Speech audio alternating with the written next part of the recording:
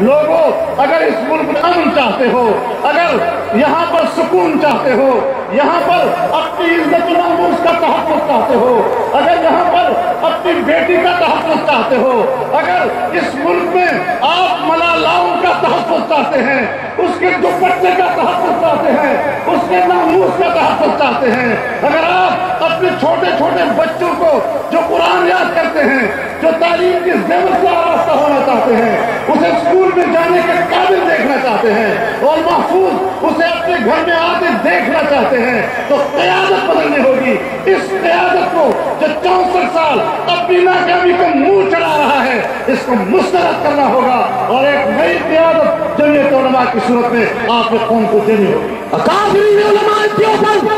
اکابرین جمعیت علماء اسلام، قائد ملت اسلامیہ مولانا فضل الرحمان